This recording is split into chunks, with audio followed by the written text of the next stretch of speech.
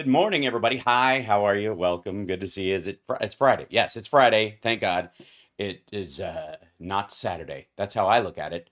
It's interesting because and welcome, gather in. It's House Sparks Mornings, Mega Worldwide. I'll start doing the show a little more professionally. The afternoon show I'm getting a little bit better on, but the morning show we're still. I feel like I owe it to you guys to just kind of ease into it. You know what I mean? You know what I mean. You know what I mean. It's why I'm easy. So, lots going on this morning. I don't know if some of you noticed. I got up, did my usual rounds of my like the news sources I look at for both pro and con reality, where you kind of like I look to certain sites because I know they're going to be bullshitting because I know what they're saying is completely biased and ridiculous. And then I look at ones that I trust because it's borne out over time materially, right? Not because they have the same, in theory, or at least the threat of, or the accusation of the same politics as me, but that they have, in their own way, they've had stories. Those stories, more often than not, have turned out to be truthful, or even when they're wrong, based on the best truth of the time. Because that I respect people who do their best with the knowledge they have at the time. If they turn out to be wrong later, it wasn't because they were manipulating, more so that they maybe were manipulated by those giving them the facts, which obviously brings us to McGonigal, the guy who at the FBI who just got busted for working for Oleg Deripaska. That guy, it turns out, very well may have been the source of a few New York Times and Washington Post stories saying there's no there in the Russia investigation. And Durham is trending this morning. And, considering, and hi, chat room, considering the fact that if you watched the afternoon show, we watched Trump, like, where's Durham? Where's this Durham report? It's got to come out. We know it's going to, and it's going to, verify what we believe and vilify those that have been attacking us. And he was calling for the Durham report to come out, and really upset in many ways that Durham wasn't quicker on the draw or some shit.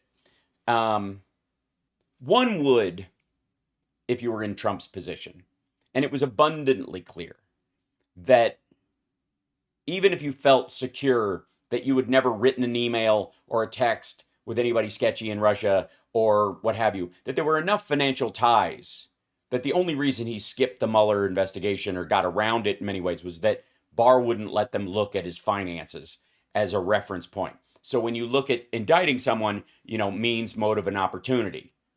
The how, the why, and the why now. The how, the who, the why, and the why now, right? Whatever it was in Only Murders in the Building. So if you know it, even if you're in a situation where you are innocent, but it looks hinky, you would still worry that a balanced investigator may spend more time focusing on details that make you look like shit than on the ones that are exculpatory, or that clear you, and therefore muck up your fucking life. So clamoring for someone when you're in a position of power, this is not necessarily true if you're just a schmo like us, but if you're in a position of power, you're the president of the United States, or you have access to the kind of people around you that would run interference for you, then if you're saying, I can't wait for this report to come out because I know it will clear me, when you also know that you have a hinky past, which he obviously knows, it sounds like the fix is in. It sounds like the fix is in. Like that Durham's report, no matter how big it is, will come across like the 4-page summary that Barr did of the Mueller report, and you're counting on it. Thanks for Pagan Buddha for using your points to highlight your chat point. That's good. Twitch.tv/HalSparks. Subscribe today. Use Amazon Prime, and it doesn't cost you a dime. Of course, subscribe wherever you are. Bits on Facebook support the show, as do AdRev, and so I apologize if ads come up. I hope they're decent and not, Epic Times or gold. Gold is not real money. It's a pretty rock. I don't understand. Anyways, and then of course super chats and memberships on YouTube. You can now gift memberships on YouTube as well if people aren't a member. I noticed this morning when I was flipping around the lunacy that is the internet, that Glenn Beck's full show was on this morning. He's apparently on, he's got one of those sweet time slots, you know, before most alarm clocks. It's like, yeah, I'm the drive time DJ. What time's your show on? Noon to 2. Oh, I see. So it's got to be drive time somewhere.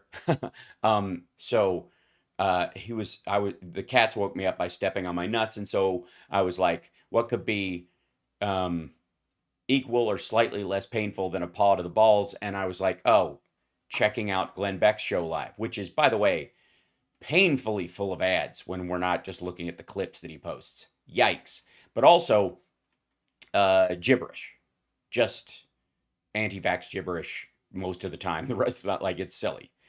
And the idea that it's like, anyways, there's a lot of money in that Russell Brand, Jimmy Dore, anti-Pfizer stuff. That stuff, if you look at Russell Brand's videos, the ones with the highest clicks are always anti-Pfizer. Always have a syringe, the coronavirus cartoon character, or the cell itself, wherever the stock image of it with the spike proteins, and then him going, and then, you always knew. They didn't want to tell you, but you knew it. You found out, we blah, blah, blah. Okay, Glenn Beck, same shit. But I noticed that he has subscriber only turned on his YouTube chat. And I was like, well, that's particularly cowardly. I mean, I understand that it's because it's not members, just subscribers, I'm sure it's a way to drive your numbers up. Maybe that's the rule at the Blaze, but they have that rule for a reason.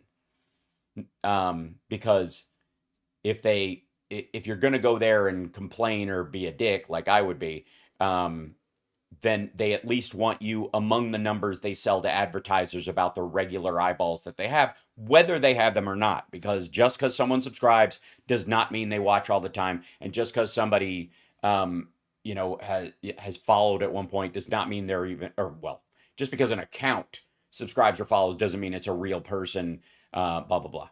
168 members. Yeah, there's 100. He's only got 168 members over there.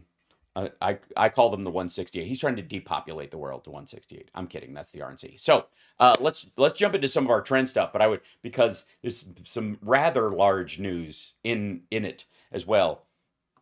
And whoops. Oh, it didn't pull up my screen. Hold on. I forgot. I have to move because I had him on as a guest. Beg your pardon. The last time I did it differently than I'm doing now. All right, everybody. Singing while I fix shit. Nothing wrong with that. Oh, yeah. First of all, turn that off. Secondly, turn the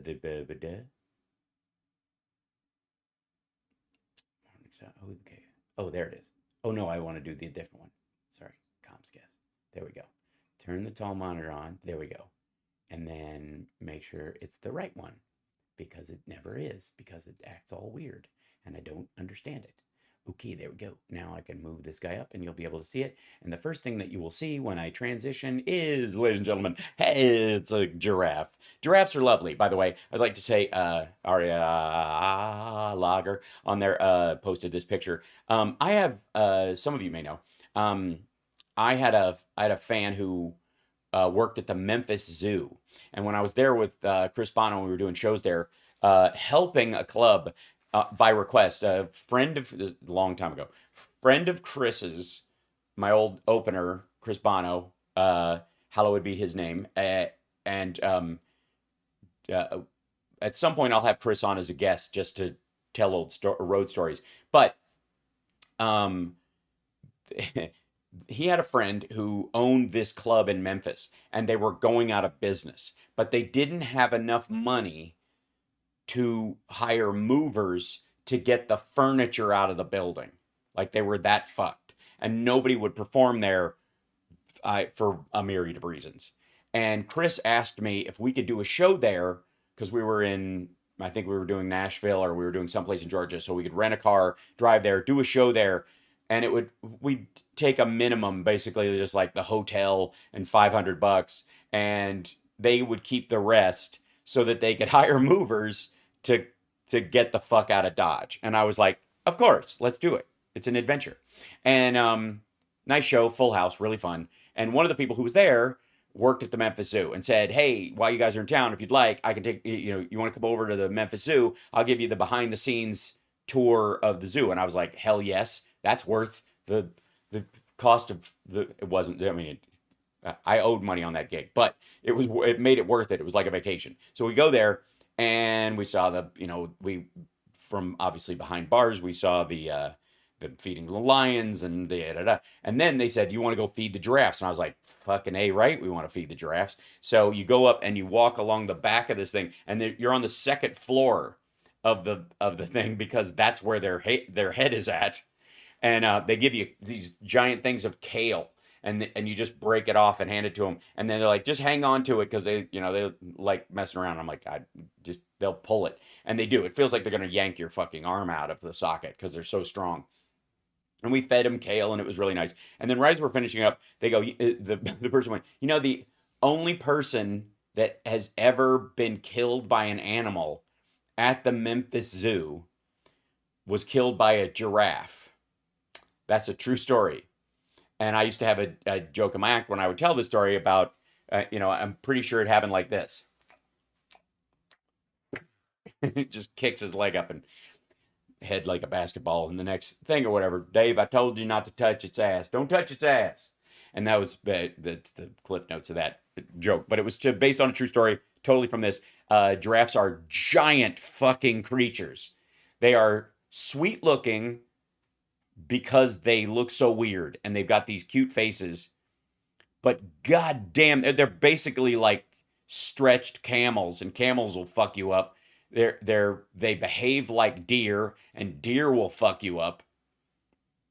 And they're huge. They're adorable. They are adorable. It was very sweet. They're not going to bite you because they don't give a shit, but they definitely want the kale you're holding. And I'm saying, if you ever have a chance to feed giraffe at something, just make sure it's not something small, because just like a horse and apple slightly, they always tell you to hold your hand out flat so they don't catch because they don't know. They can't see past their fucking nose, so they don't know what they're chewing until it's already chewed.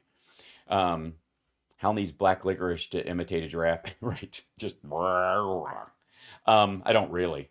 I just need to paint my tongue black. It's pretty impressive. But, so anyways, that was up this morning, and I thought I would show that to you. Start the day off sweet. Why not? And then, Jim Rose Circus, who's a lot of fun, said, what song always makes you want to sing out loud? You guys on this show know full well, lots of songs. Lots of them.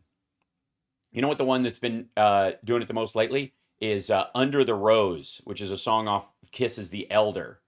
Like half the time I'm walking around the house puttering and doing things, I'm overwhelmed with singing the chorus of it, which, by the way, is a deep male chorus, like church chorus. Do you take the oath?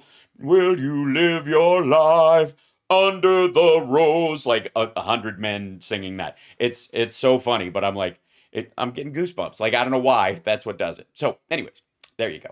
And thank you guys for the super chats. Thank you for subscribing. Thank you for the love. Hello, Kinfu says, have you gotten to watch Shen Yun watching the production tonight in Kansas City? Love the show. Stay healthy. No, I have not seen Shen Yun. I have met people who work on it, and it's one of those things that's like kind of always been on my list, but I've seen all the parts of it separately in other venues.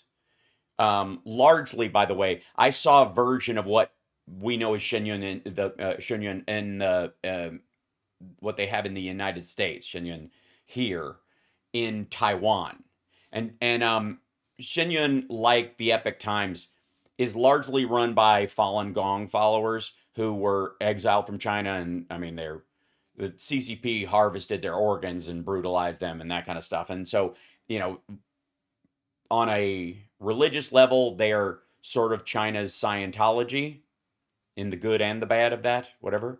But at the same time, as much as we might have issues with Scientology, where there might be, you know, shady shit in the upper parts and people getting suckered and blah, blah, blah, I personally think you have adult responsibility once you're 18. If you end up in a cult, it's your ass. I hope your friends and family will try to get you out. But if you're grown up, fucking be responsible for yourself. Think shit through. Question things. Especially if they want you to fucking mop floors on a boat, and they want to keep your passport. Shit like that. You know, I'm just saying. Tap the fucking brakes. But even still, I don't believe that we should be harvesting the organs of Scientologists. And that would, you know, that standard still applies, if you would. So anyways, have fun. It's very beautiful. Okay, let's go to the trends though. Okay, Tesla's, no, Paul Pelosi's trending because the video of him, let's see, this is the released body cam footage, shows moments Dave DePape attacked him at his house. So this is the footage. Hold on one second, I gotta put my headphones in as this is starting. This is the actual footage happening right now. They come to the door. Let's see what the thing is.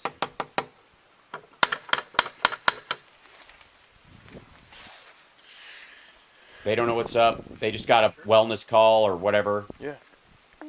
Fucking said. They fucking said. Right? No, 2640. Oh, 40.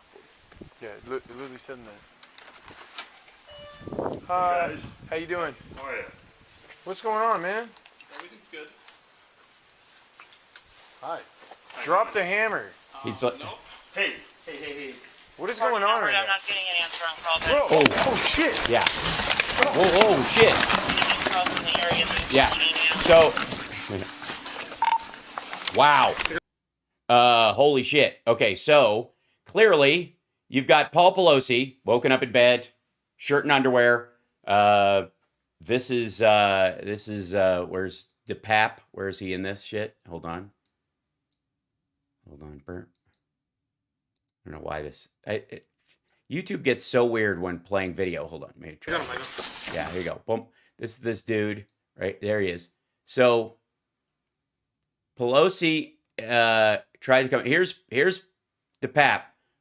Sorry, anti-gay right-wingers. DePape is fully clothed. He's in a pajama shirt and underwear. I sleep in less. So if this had happened to me, I would have answered the door in just some boxer briefs. Get used to the idea. But he's holding the hammer.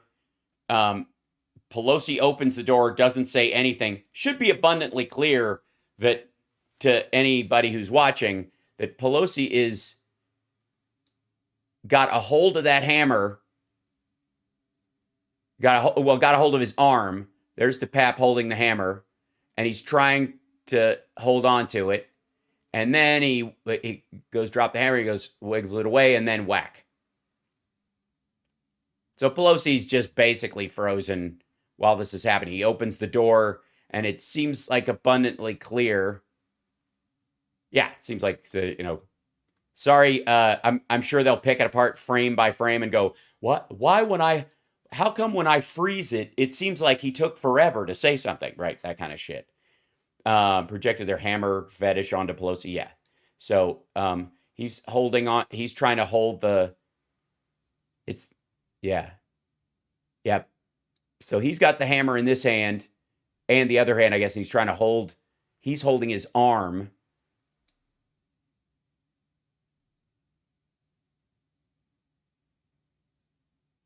Yep. He's got the hammer in his right hand, and Pelosi's trying to hold the top of it, and then he manages to get it away and strike him. Yeah, that's an intruder situation. That's how shit like that goes down. If you don't believe me, go on Law and Crime on YouTube if you can handle it any fucking time. And that's how all these kind of things go down. Yesterday, I watched a video of there was a SWAT team that had to come after three men who were holding a woman and her, I guess her live-in boyfriend. They don't really go into the story because it was all body cam footage with very little explanation. Holding a woman and her husband hostage. She doesn't say a thing during the entire exchange because she's scared. Because the guy told her, she says this afterwards. The guy told her, "Say a fucking word and I'll kill you." Right before they opened the garage door. And this makes total. This is just like every other situation you'll ever see like this. Sorry, right wingers. Sorry. He attacks him, and P.S. the dude is like, yeah, there's Paul Pelosi fucking on the ground, and then they're dragging fucking DePap out, and yeah, you guys can. I mean, I'll get YouTube demonetized for even showing this morning, and probably get bumped. So hi, support the show. Anyways, that just came out. That's just live as we're on the air. And for the record, the right wing has been like hoping all morning that there is some kind of like aha in it, and there clearly is none.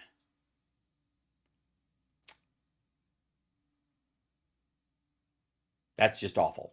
And why ever apologize to a right winger? Right, exactly. So how, like, does "sorry you're a dumbass" count? Is that an apology? Is it? I mean, I think a legit apology. I mean, I am sorry they are stupid, right? I am sorry that exists, but yeah.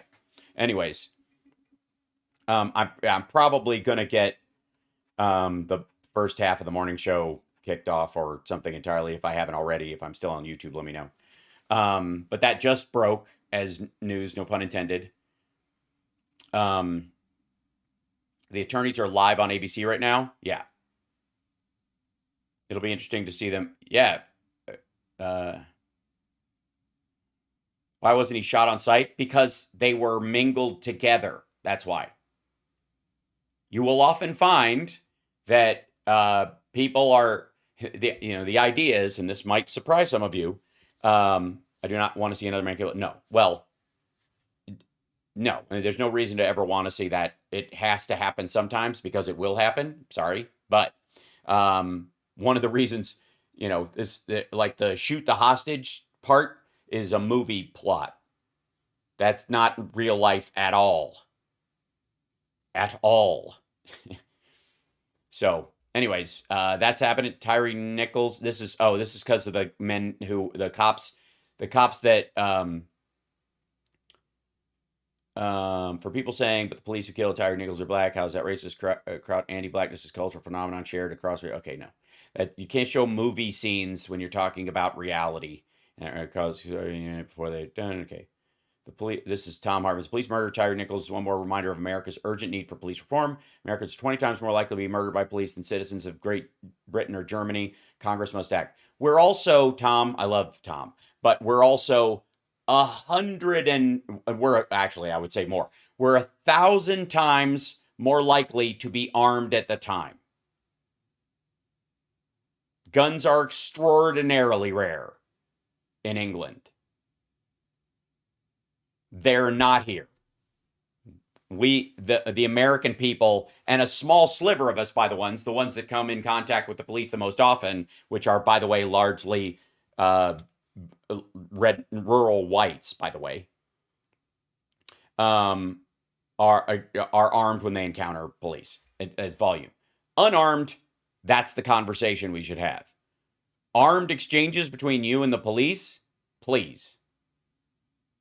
But these guys were charged with his beating death. There were no guns involved in any of this, which is what makes it heartbreaking and gross and terrible on so many fronts. So, yep.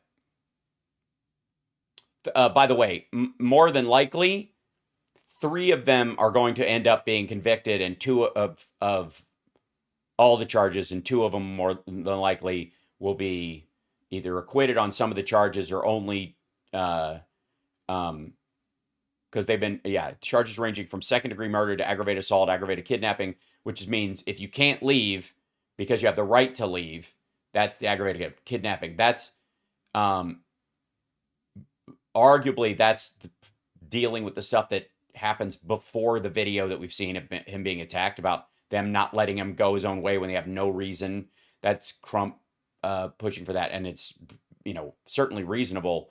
It would be in normal, if it doesn't reach the level of violence, if a cop detains you without charge, you have a civil complaint against the police department or what have you about being detained for no reason or being denied, your rights, to freely roam the earth if you unaccosted, if you've complied with whatever the thing was beforehand. So yeah.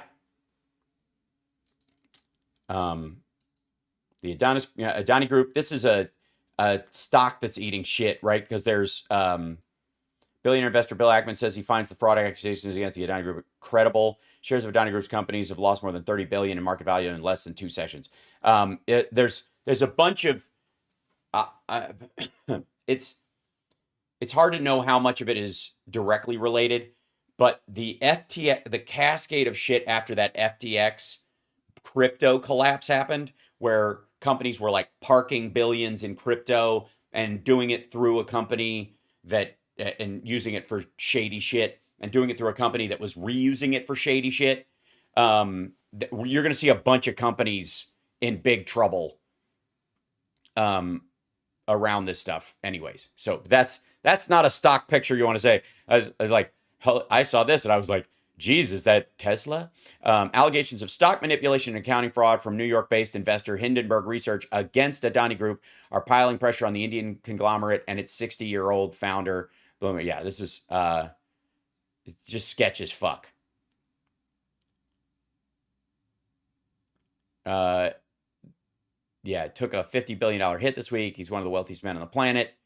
Has accused the Adani Group of engaging in stock price manipulation and accounting fraud over the decades. The group has denied the allegation. Well, what do you think they're going to say they are? I mean, they did it. FTX did the same shit. It's not good. It's, yeah. Oops. That's, yeah, Indian rupee. So, yeah, that's a Indian financial group. So, very big on the world market. Certainly will hit investor groups that have like a diversity thing across a lot of different investments. Hi, chat room, by the way. I feel like I should bring you in and say hi. Hello. Hello. Hi, everybody. Hello, everybody. How you doing? Good morning. Can't we use big money to do righteous things? People do it all the time, Vincent. Having authority attracts bad people.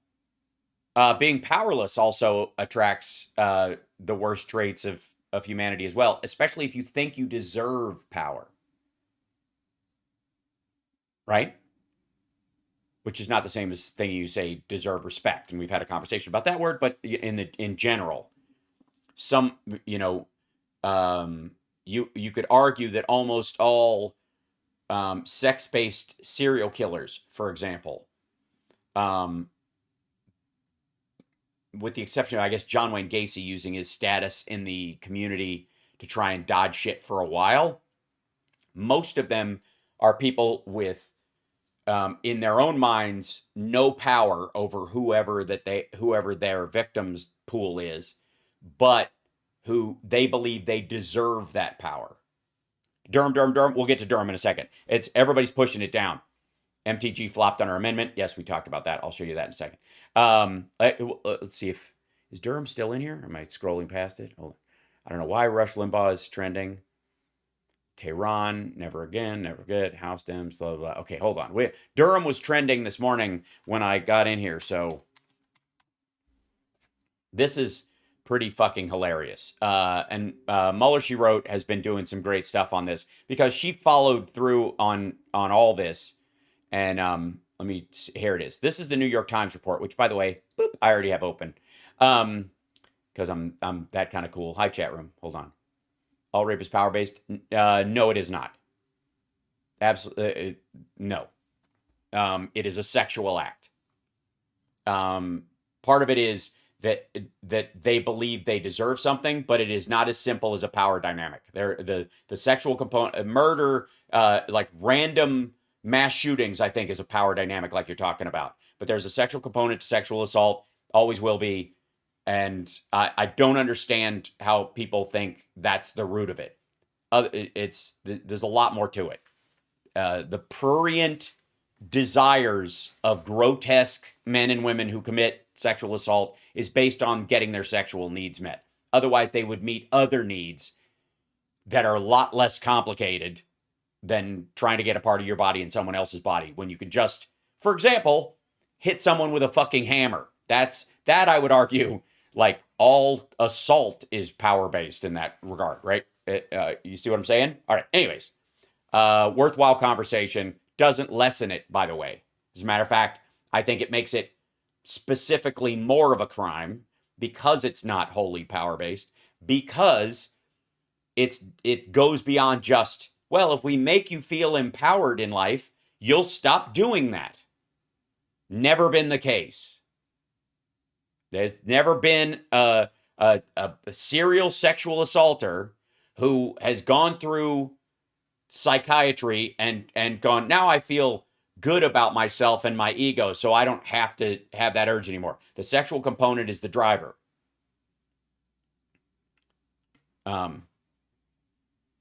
See what I'm saying? See what I mean? Okay, so these are the things that came up in the New York Times looking through the report that they finally put out. Mr. Barr and Mr. Durham never disclosed that their inquiry expanded in the fall of 2019 based on a tip from Italian officials to include a criminal investigation into suspicious financial dealings related to Mr. Trump. By the way, hold on. Giuliani in Italy. Let's see.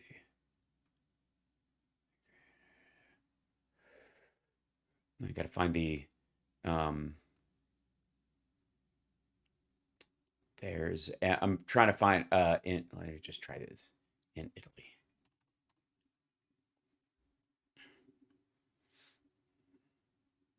It'll be under news probably. Hold on. I want to look something up real quick that relates to this. Hold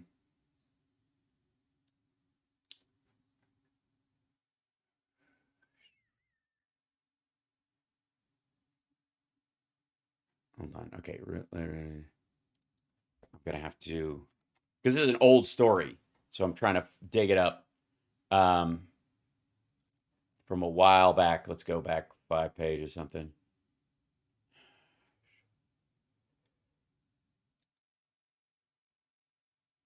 Let's.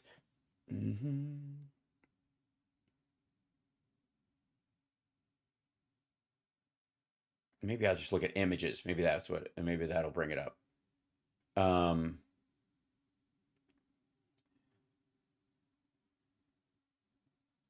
they just go the fact it's because of his last name. It's all just like his. It's his family tree and shit like that. But anyways, Rudy Giuliani was in Italy around this time, basically running interference for Durham and Barr. There. So the specifics of the tip and how they handled the investigation remain unclear. But Mr. Durham brought no charges over it. Well, of course he's not going to, because he uncovered the only financial crime he uncovered deals with Trump. Durham used Russian intelligence memos suspected by other U.S. officials of containing disinformation. Oh my God, you mean dodgy dossiers? To gain access to emails of an aide to George Soros, the financier and philanthropist who is a favorite target of the American right and Russian state media. Mr. Durham used grand jury powers to keep pursuing the emails, even after a judge twice rejected his request to access them. The emails yielded no evidence that Mr. Durham has cited in any case he pursued. There were deeper internal fractures on the Durham team than previously known. The publicly unexplained resignation in 2020 of his number two and longtime aide Nora Danahy was the culmination of a series of disputes between them over prosecutorial ethics. They were Barr and other people were making statements about it, and he was making statements about it, and she was like, we should keep quiet until we actually figure out what if there's a there. A year later, two more prosecutors strongly objected to plans to indict a lawyer with ties to Hillary Clinton's 2016 campaign. That failed, by the way. Based on evidence they warned was too flimsy, and one left the team in protest of Mr. Durham's decision to proceed anyway. The jury swiftly acquitted the lawyer. Now, as Mr. Durham works on the final report, the interviews by the Times provide new details about how he and Mr. Barr sought to recast the scrutiny of the 2016 Trump campaign's myriad of murky links to Russia as unjustified and itself a crime. Mr. Barr, Mr. Durham, and Ms. Danahy declined to comment. So, essentially, the only real crime, financial crime, criminal activity that Durham discovered or was tipped off to, I've still got Philip's name up on the screen because that's not Philip, but it's good to remember, was a crime by Trump through Italian sources, or at least that Italian sources were aware of, towards Russian money. And he refused to pursue it and did not include it in his final report. It's in the notes and the other materials from it that are open now. So super fun. And I have said many times, watch the Republicans whenever they clamor for something, and especially if they're saying like, you wait, when this comes out, you're fucked, dude.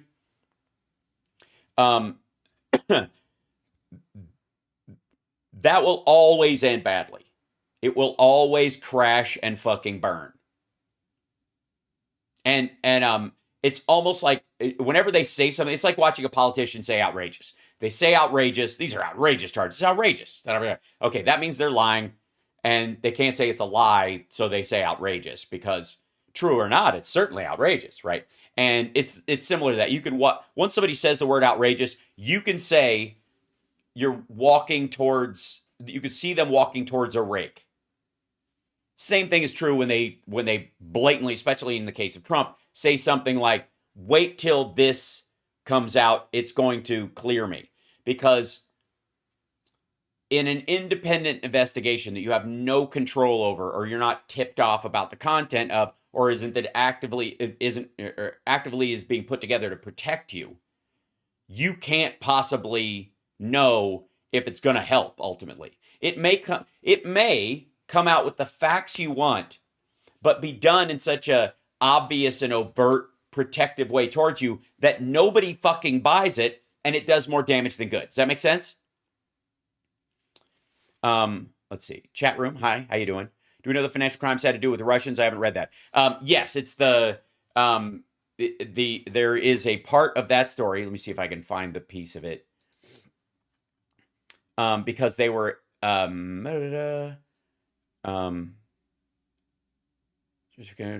it's I want to say it's in maybe in the Post covering of it.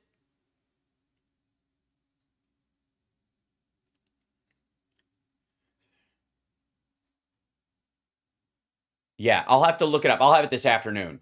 Because I read so many things on it this morning, and there's so many, like, this is the primary report, and then everybody else is diving into the rest of it. It's like whenever papers are released, different people go to different chapters.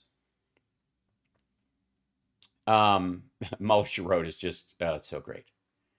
And she's retweeting her own tweet about, this won't happen outside my wildest dreams, but what if Durham indicted Trump? Well, the irony is that he was on a path to doing just that. It's just he was on a mission to guarantee that never happened. So, today we learned the only credible crime Durham and Barr found was one committed by Trump. Durham declined to bring charges. Yeah, so there is no Italian money in this. There's a through point through Germany and Italy of Russian money, and it's linked to Wilbur Ross at the Bank of Cyprus and the Deutsche Bank people.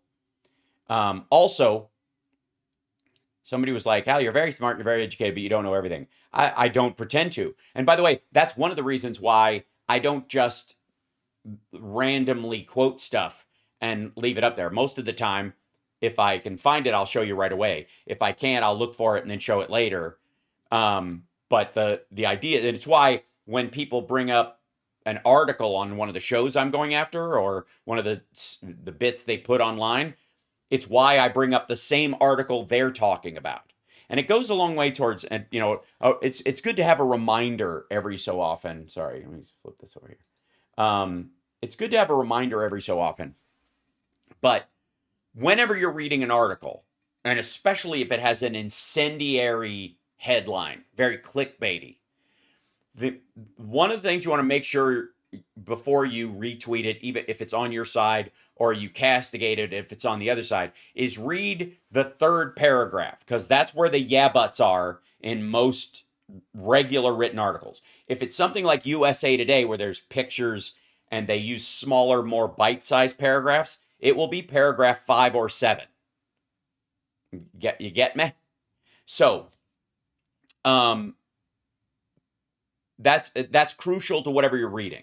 So whenever I see something and people are like, "Oh man, have you seen this?" A lot of times I will jump right to the third paragraph, read that, and then start the article from the top as a way of saying, "Oh, are there caveats in this, or is this just runaway true?"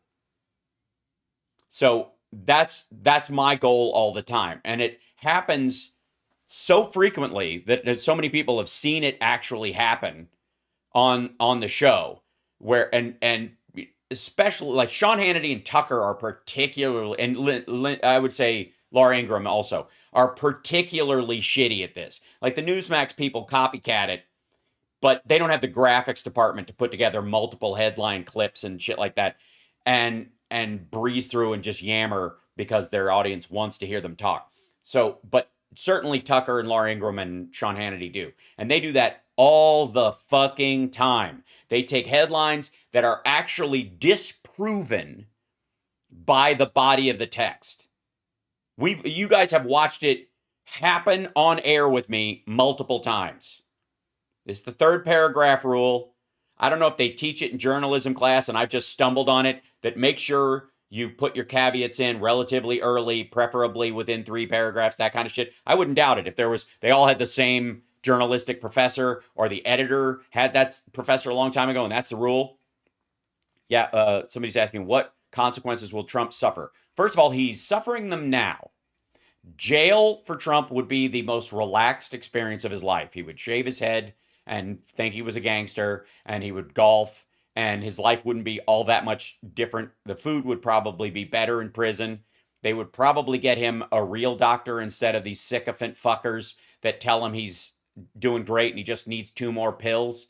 The irony, they might, if Trump goes to jail, he might get diagnosed with cancer or something like that simply because he's had it, but nobody gave a shit. Would he go to country club jail? Yeah, he wouldn't go to. He's not going to climb a fucking wall. Are there golf courses in jail? Some of them have little putting greens. There's one in Kentucky that I know that has like a 3-hole putting green, because it's the white collar criminal old fart version of weight benches. They got to get them up and move them around. Again, here's why you want them to do that. Should they be allowed to play golf in prison? No, fuck them. They're in jail. Fuck them, right? But while they're there, you're paying for their health care. And if they don't get some exercise, their health is going to deteriorate more rapidly and they become more expensive. There are 2 reasons why inmates are allowed to exercise and walk the yard, and why old farts like him would be allowed to golf in prison. It's not just to keep them calm. It's not just to it's not to placate them, although that works. It's to lower your expense. It lowers the amount of money you're going to pay for them, prorated out over time over all of the fucking prisoners. You want them playing games and, like football and basketball, and you want them working out and that kind of stuff, because, all injuries aside, I suppose, their health care, especially on age-related and, things related to physical decline, are so egregious when you put someone in solitary forever or they don't move around much that you end up spending more on that patient. And if they're ever going to get out, can you be POTUS from prison? No, you cannot. I'm just make him listen to a tape of him saying I'm broke. Yeah, that would be prison enough. Sure. Mar-a-Lardo, maybe. Yeah. Well, ankle bracelet, that kind of stuff. He wouldn't. Here's the thing: Trump wouldn't be upset by a fucking ankle bracelet because it would get him off the fucking hook. He wouldn't have to go anywhere. He hates people anyways. Doesn't like his kids. He doesn't know where he is. I mean, all the things they say about Biden being lost in because of Biden's stutter or any kind of malapropisms he says. That, by the way, we all do, but we're not president while we say them. All the stuff they say about Biden is true about Trump, and they know it. I'm telling you. Trump doesn't play tennis. Don't be silly. It requires too much strength. The coordinate. Stretching coordinate. He used to. There's a couple of pictures of him. He gave it up. Too much work. Okay, so let's jump back into our trends. Love you guys. Let's jump back into the trends. So Paul Pelosi, who saw Durham. Hey, look, Durham jumped to the top, right? I think I'm having an impact. Let's see what the latest is. Yeah, this is a lot of people retweeting this article. Josh IMP saying the weaponization committee just rebooted. It's just a reboot of the Durham thing. Which, by the way, if it is, they're gonna find their way to that detail. Did the destruction of America begin with Ronald Reagan? No.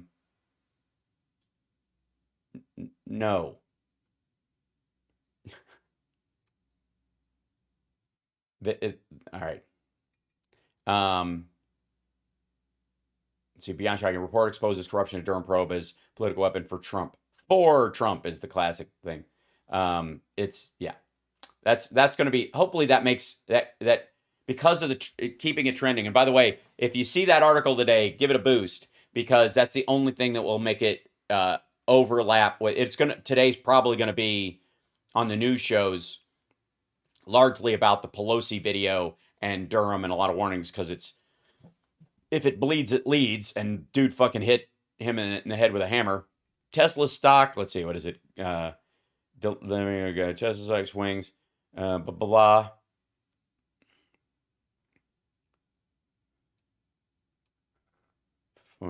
Tesla roll forward to new edition for 550 credit. I bought Tesla after it ran 76 before. Okay, whatever.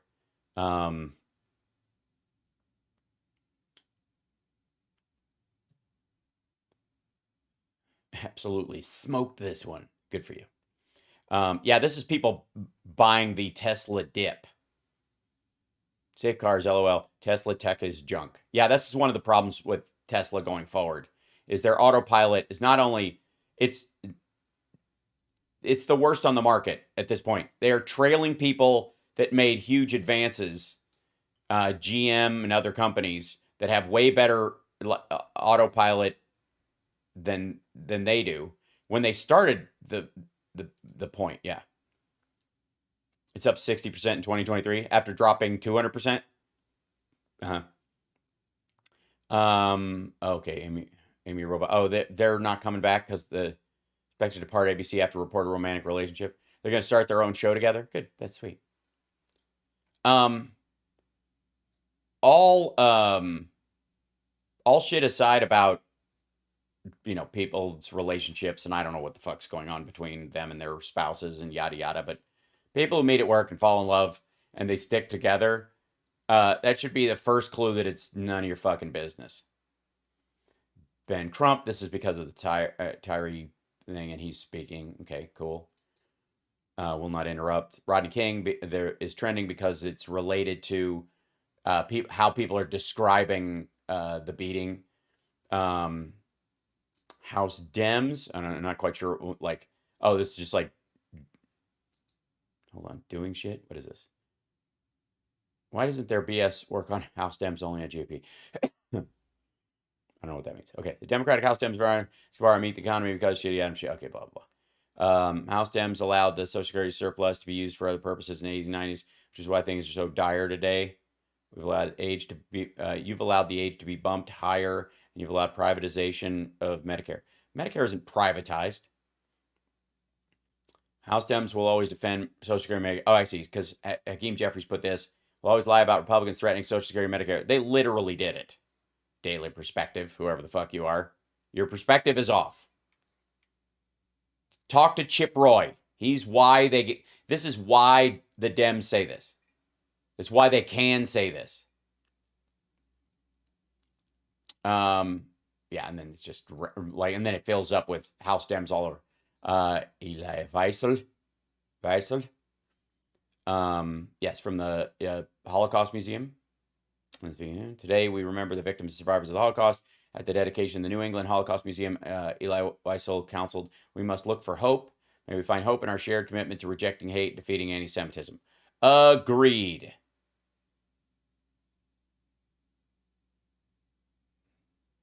The opposite of love is not hate, but indifference. That would also be the opposite of hate as well. That would be part of a triad of emotion. But I get where he's going. Indifference is worse than hate in situations like this, because hate you can counteract. Indifference, you can't find the motivation in other people. So today is Holocaust Remembrance Day. So obviously our condolences go out to Tony DeBolder. All right. John Eastman. This is Trump's cowboy attorney, who looks in many ways like an actor who played a serial killer on a television show for a long time and is now just showing up at Comic-Con signing autographs. Yeah, California is going to disbar him. I think that's the primary one. There he is in his hat. He's the guy. He's the architect of Trump's reasoning. He's the John Yoo in this situation, but he's not the guy who talked Trump into this. Trump just shopped around for somebody like people who are guilty, looking for a criminal defense attorney who know they're guilty, but will just do anything to get them off. That's what he did. That's all he does. And Eastman was the rare idiot that would come up with some sort of bullshit like this. It would have been Barr, but Barr actually had a career worth keeping. That's why Trump gets so mad about Barr and saying he was afraid to be impeached and just fucking, who cares, just be impeached. That dude, yeah. That would have been Eastman, but, or that would have been Barr, but Barr actually saw himself as somebody with a fucking future. But good times, Eastman getting his law licensing. Harmeet Dillon is, let's see, RNC Chair, Hospitality Suite. What? Okay. This is her talking. We got to do what's right for the country. And so, and along the way, people just started jumping in and helping. And, a lot of the folks, almost everybody you see working with me is a volunteer. And they... For the record, every single one of the people running for RNC head are having stupid hospitality suite, single mic up against a wall conversations, with the exception of Mike Pillow, who's just on a plane running around showing everybody his ass. Figuratively. Would you vote for Mike Lindell or Harmeet Dillon as the next RNC chair? Yeah, sure. If I wanted to wreck the entire thing, I think I'd go to quickly. I would go with Pillow. If I could take my time, I would go Harmeet Dillon. There you go. New Rasmussen poll on who Republican voters favor for RNC chair. Mike Lindell, 30%. Harmeet Dillon, 20%. Ronna McDaniel, 15%. That's fucking sweet. Oh, God. Please, Lord. Lord of the political comedy gods, Lord, shine your light down upon us. Rain upon us your golden showers of silliness that do mean in the depths of our hearts, we pray to you, O Lord, that Mike Pillow becomes the head of the RNC and does his level best to convince all Republicans to seize voting machines and not vote and stay home and makes 2024 a fucking cakewalk where Biden could win if he refused to run and was fishing the entire time. Womp. Wow. A poll program found 86% preferred RNC chair candidate P. and Jaban over incumbent Ron McDaniel. Harvey Dillon, who is my attorney for my civil case against the Antifa members who attacked me, promises big changes inspired by grassroots activism. Yeah, no. Good luck. Knock yourself out. Re-upping this on Challenger Army, whose signal accomplishments include being a super spreader of election lies and helping tank the GOP in her home state of California. Yeah, I don't mind. Either one of them is going to they're going to screw the pooch. It's going to be fantastic. Just terrific. Praises Harmeet Dillon in bid. I think we need a change. I think we need to get some new blood in there. I like what Harmeet Dillon has said about getting the RNC out of D.C. We need some fresh thinking. I agree. I think the entire Republican Party should get out of D.C. I think they should get out of government entirely. Show us all, won't you, Republicans? The private sector is the solution for all things. I say to you, fill your boots, man. Knock yourself the fuck out. Show us all. Stop looking to government to solve your fucking problems by taking government jobs. I don't understand it. Why, oh why, are none of you able to do that? If the private sector is responsible for all greatness, then what the fuck are you doing messing around in public office? Boring. Is it Rush Limbaugh's fucking birthday or something? Okay.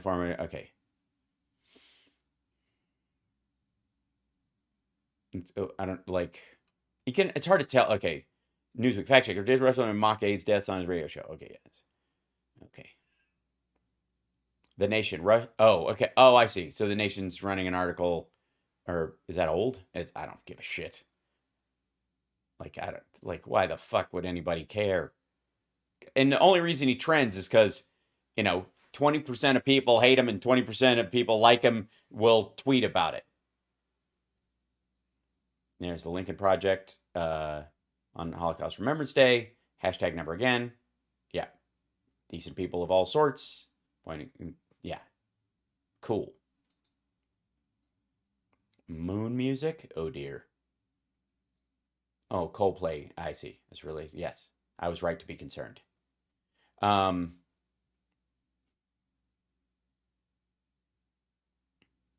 They're such good guys, aren't they? I'm sorry. Okay. I'm sure they're fine. Again, all of my disdain for any type of music, by the way, has a glass ceiling on it as far as genuine concern or hate. Because I don't have to like what you like to love that you like it. You get it? I don't. If I don't like it, that's my fucking business. And it should never, anything I like should not reflect on anything you like genuinely. Unless, it's something awful. If you're Ted Bundy, fuck you. Like that kind of thing. But as far as cultural or artistic things that you favor or like, the fuck does anybody have a say in that?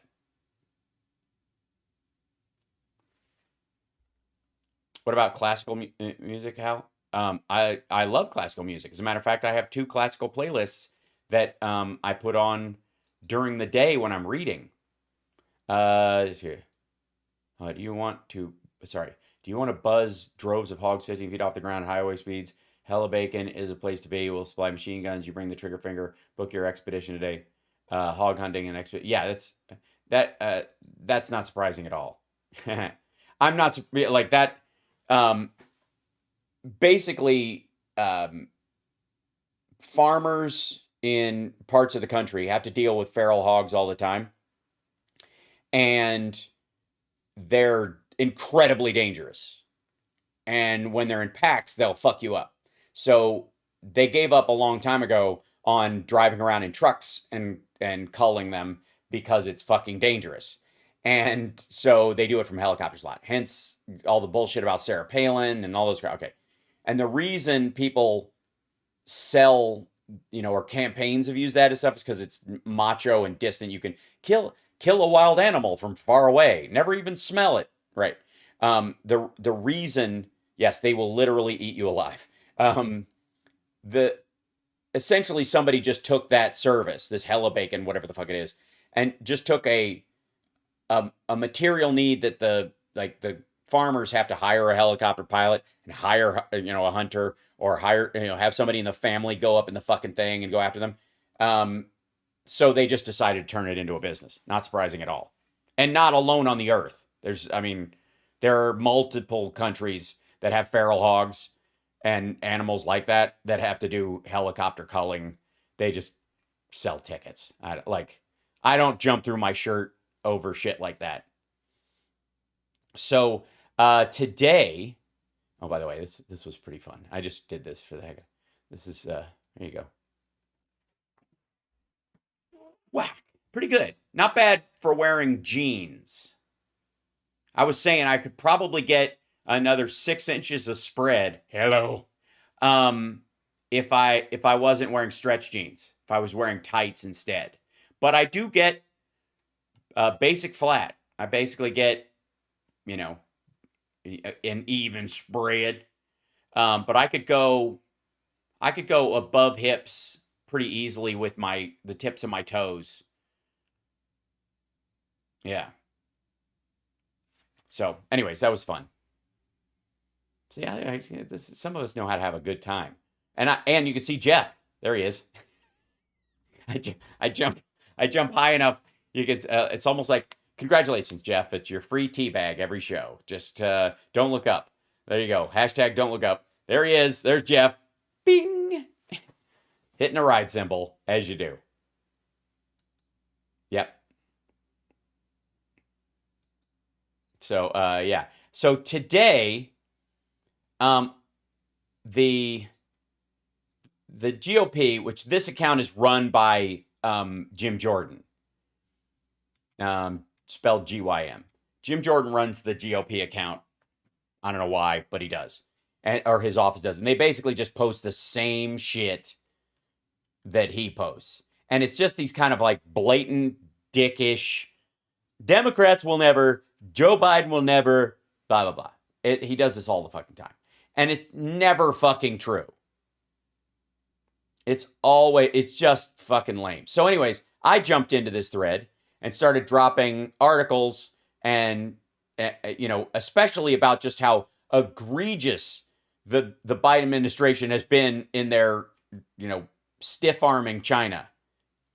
A sea change. Biden reverses decades of Chinese trade policy. The AUKUS agreement, all this stuff. And so in looking at this stuff, and it was like, why would they? One of the guys in here, and I'll see if I find it. One of the guys in here, when I was tweeting these things this morning, where is he? He was right under here. I was derp. Why would he? They made him and his family rich. And that set me off, because this asshole, it guaranteed gets a bunch of their info from Fox and Newsmax and that crowd, but also Joe Rogan. It's so much of Joe, like, I just watched Peter Zion on Joe Rogan's show, and it was like, you could tell this is the first fucking time Rogan had heard any of this stuff.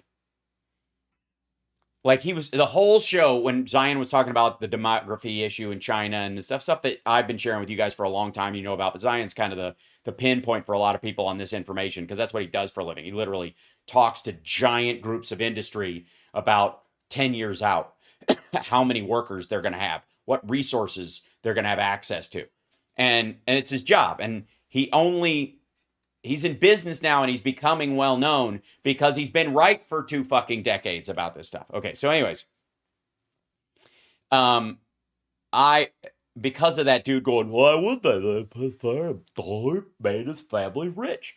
So I was like, all right, I could go after Newsmax or Fox on this, but we've covered this. Excuse me. And there are people on their networks that occasionally will tip that way, especially on Fox. Midday will recognize the AUKUS agreement and other shit like that, because they kind of have to. Brett Baer and others. But it was abundantly clear that Rogan gapped all this shit. Like, he doesn't know any fucking thing about any of this. And it's amazing to me, considering how, like, he's certainly not against getting high as fuck and going down conspiratorial internet rabbit holes.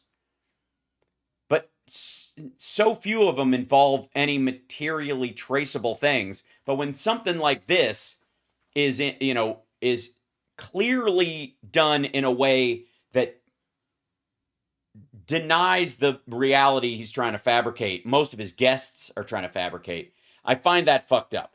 Oh, hold on. Somebody just... Leslie, thank you. Oh, thanks. Hope we didn't get completely demonetized all the way. Love and hugs from KC. Put in a good word for Ficus if you were inclined. Okay, I will. Yes, he shows up in Kansas every so often. He really does. It's one of his favorite places. He loves barbecue. I can't tolerate it, but it's the only thing he eats. So, anyways, I just decided if I post a thread, somehow or another, it's going to end up in his feed, or somebody's going to bring it up to him. Because I've been on his fucking show. He won't have me on again because I don't do drugs. The thing. I mean, he has a lot of people on who don't do drugs, but used to do drugs. I don't do them. I'm a teetotaler. I've been straight edge my whole life. So he just can't deal with that. It's just an issue. He can't wrap his head around it. What's left of it. And again, how do I know who Joe Rogan is? How do you know? He's passed so many chemicals through his head at this point. I don't know what where his original thoughts end and chemical storms begin.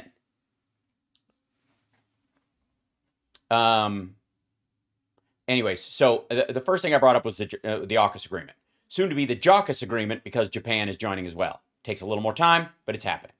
The second one being, of course, the largest reshoring in American history is happening right now, bringing technological companies back to American soil.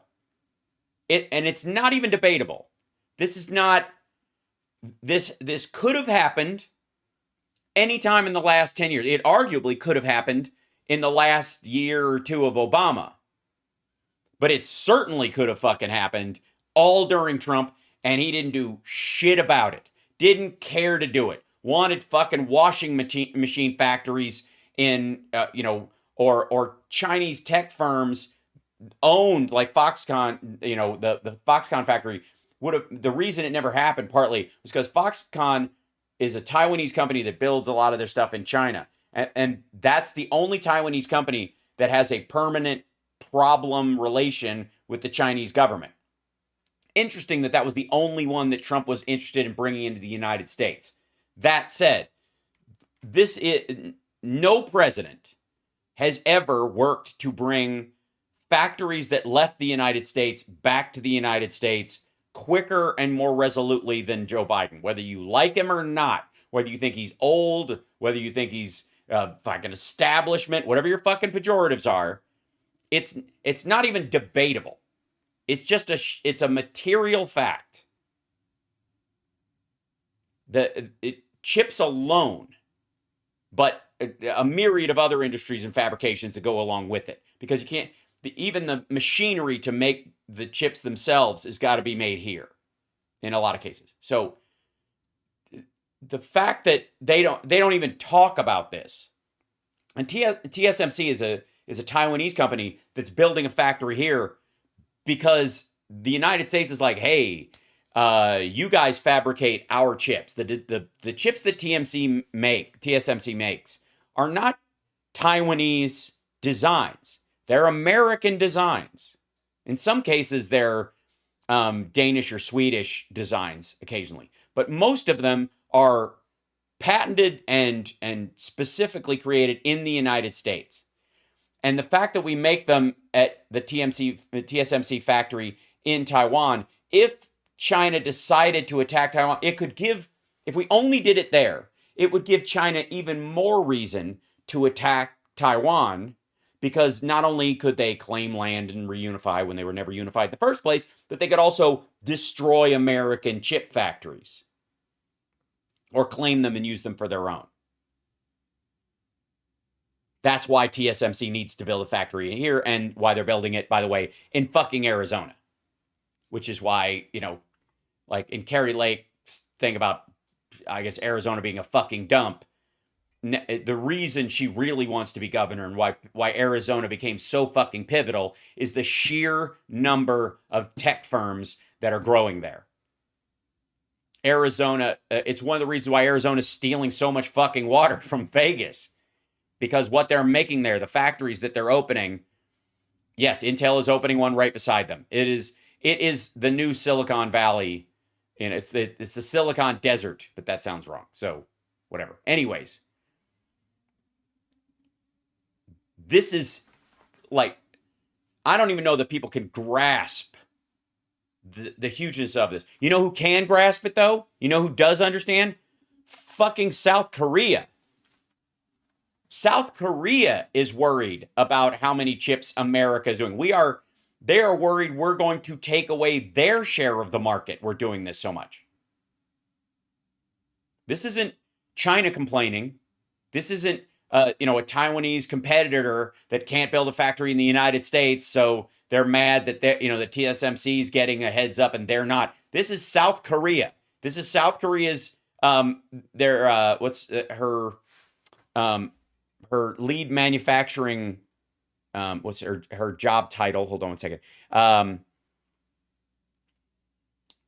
Jia, who helped lead Samsung's memory chip division, also warned that Korea risked becoming a new technology colony, meaning that they're not going to make anything original there either. They're going to end up making the U.S.'s stuff because they're behind us, not by a lot, not by as much as China is, but by enough. We're in a chip war, Yang said in December. Technology supremacy is a way that our country can take the lead in any security-related agenda, such as diplomatic and defense issues, without being swayed by any other nations. She leads a 13-member special committee for the government to brainstorm a solution to the fact that the United States is swamping everyone on computer chips thanks to Joe Biden. And P.S., everybody can start stowing away their old people don't understand technology jokes, because as Gen X starts to age, you guys can fuck off, because we've dealt with more like messing around trying to make technology work for so long that and also not buying in right away because we've been bit before, that just because I don't use TikTok isn't because I don't understand TikTok or can't monetize it, because it's a fucking awful platform. It's malware and I'm not putting it on my goddamn phone. That's a difference between the generation before us, which was confused by some of this stuff, and the generation after us, which dives fucking headfirst into any piece of junk that's laid in front of them. Here you go. Also in Joe Rogan's brain fog, direct support for Taiwan. Biden has said multiple times, we will defend Taiwan. And he fucking means it. The White House will walk it back, but that's a strategy. We absolutely will defend Taiwan. And here's why. We have military trainers that have been working with the Taiwanese for a long fucking time. And they're not going to leave just because China threatens to attack, because they're busy doing a job that the Taiwanese have asked us to help them do, and they're a partner. So we're helping them. And American Marines, especially trainers, they're not at war in Taiwan. They're just helping. And if at any point China decides to do a sneak or surprise fucking attack, it is unless they like park 50 miles away and say clear out or we're going to start firing, which even then I don't think the Marines would leave. They'd go, what the fuck are you talking about? There are innocent people here, people on this beach. Fuck you. The U.S. isn't going to like, oh shit, get our 56 Marines or our 112 or our 250 guys out of there and let China just fucking torch the place. Get out of here. So that's an ongoing thing. And China knows it too. By the way, there is no reunification. China and Taiwan were always different countries. The one China policy was done on a cultural level. And the overlap. Hi, Chud. Is Chud sitting outside the door? Oh, no. I'm sorry. I had my headphones in. I couldn't hear it. Hold on a second. Chad, you want to say hi? You want to say hi now? She's like, I just pooped. I need to ride upstairs. I'll hand you off to Mama. But hold on. Here you go. Chad wants to say hi. Yeah, hi. How are you? Yeah, you're a good girl. Yeah, you are. What's up, Chad? Just like this. Huh? Like Just like, yeah. face in the corner. Like they've all been like super needy. Like Chip was right as I was setting up the show. He's sitting right at my heels. Like I just fed you. Oh, and now Maddie's getting in on the act. She want to be next? Here I go. I'm gonna give you Chud, and you can take her upstairs so she can get a ride upstairs. Hey, yo, Maddie, don't run away because I want to. You're very pretty. Here, you. I know. People want to. This is. We don't get to see you very often. Now hold on, Maddie. Everyone, Maddie. This is Maddie. Maddie's a pretty girl. She's clumsy, not very bright. She's got a pitiful meow. It's very crusty, and she's the one that steps on my nuts. Her back right paw has like testicle seeking radar. It's Summer will back me up on this. She does it without fail. It is it's a ritual. This is how Maddie worships her god. Is I sacrifice one of my master's balls to you, O great cat god in the sky. And yes, this is Maddie. Maddie's very sweet. She's a little awkward, but she's sweet. Yeah, hi. There you go. Yes, you're okay. You're sweetie. She'll curl up on your lap too. She's very soft. She's very soft fur, and she's very sweet. Yes, it's a little okay. Yeah, hold on. Oh, there she goes. Yeah. She's a sweetie. Yeah, this is Maddie, Maddie. Yeah. That's Maddie. She's very pretty. Very pretty lines. She's gorgeous. She's our supermodel. She's beautiful, but not very bright. And a little clumsy. She does not do well in Valentino heels. Hi. Are you done? She's like, I'm just gonna, so I just stay here? I'm just here for now? I'm just gonna stay here then. Okay. Is this where I am now? I just stay here? Is that how this works? That's just Maddie. All right. I'll let you go, Maddie. Here you go. Try to, oh. Huh? No, that's okay. It's great. We love her. We love them. That's why I have this thing. Look out. What's up? How you doing? Hal Sparks OnlyFans. Just me and a lint roller. I like cats. I do sit-ups. That's right. I'm the perfect man. Okay, so so where were we? Oh yes. I was teabagging Joe Rogan's guests because it really is. He's just sort of like the filtery like Dumbo everyman in a lot of ways. Like I was clicking links and I didn't see anything like that, or I was clicking links and I saw something just like that. That's the extent these days, anyways. There you go. And I was like, hey, Joe Rogan, things have shifted so much during the Biden administration that even Maverick's Taiwan flag patch is back. Yeah. You guys remember that shit? Where they, in the original Top Gun, China insisted that you take the Taiwan patch out? And everybody was like, this time around, everybody's like, fuck you. You're not even going to let us do it in the first place. You're not going to show this movie over there. So why do we give a fuck? And by the way, without any China money at all, it was the runaway hit last year. I fucking own the movie. One of the reasons I own it is because of that Taiwan patch.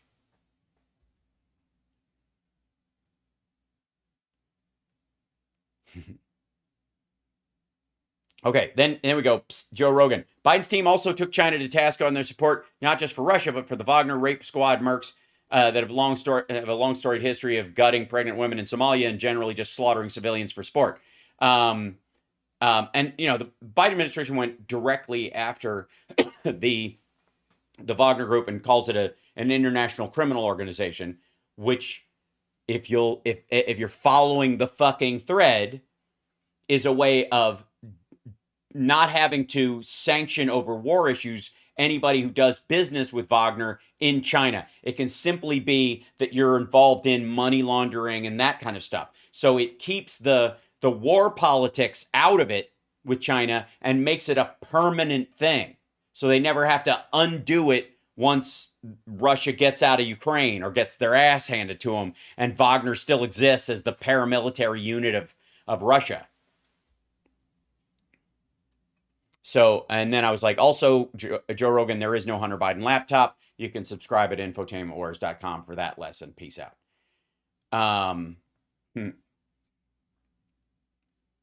Somebody's like, what's he done now? It's always this. And this is one of these dickheads. See, this is how you handle these, by the way. Let's see. Mute. Yeah, there you go. I don't care. And also, yeah, for the record, I haven't stopped talking to him. There's this group of haters that go after him, and I don't understand their shit, and I don't get involved. Even, why would you even share time with people that are that fucking gross? Yeah, mute. Bye-bye. Oh, did Strachan Page, did that come up? Somebody saying that? I don't think I can watch it. Oh, yeah, this is the... Somebody saying commie lovers.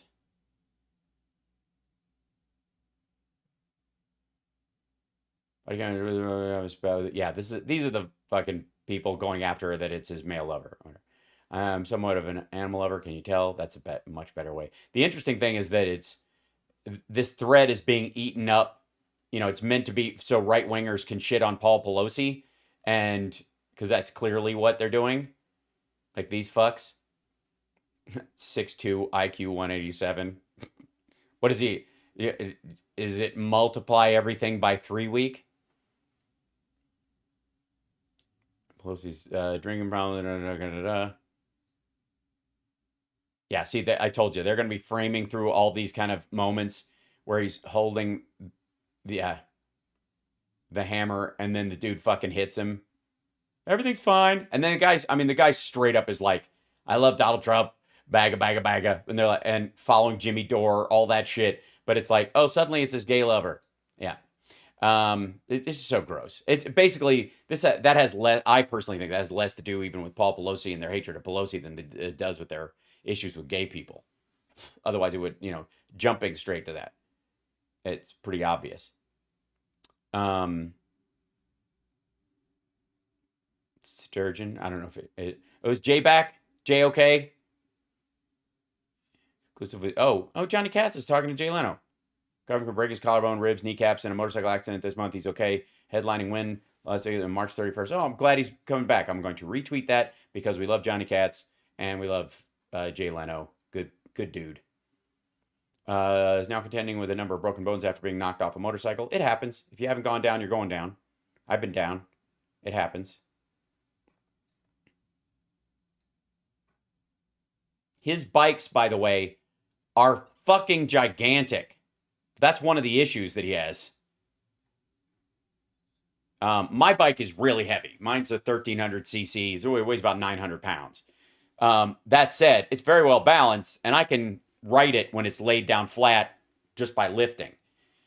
Some of his fucking bikes are basically cars with two wheels. These things are, I don't get it. They're huge. By the way, can I just say, hold on.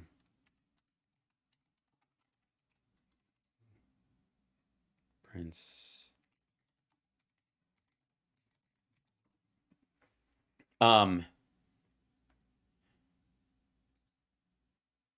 Print. Here you go. This is a big picture of it. Hold on. Let me see if they have a better picture. Hold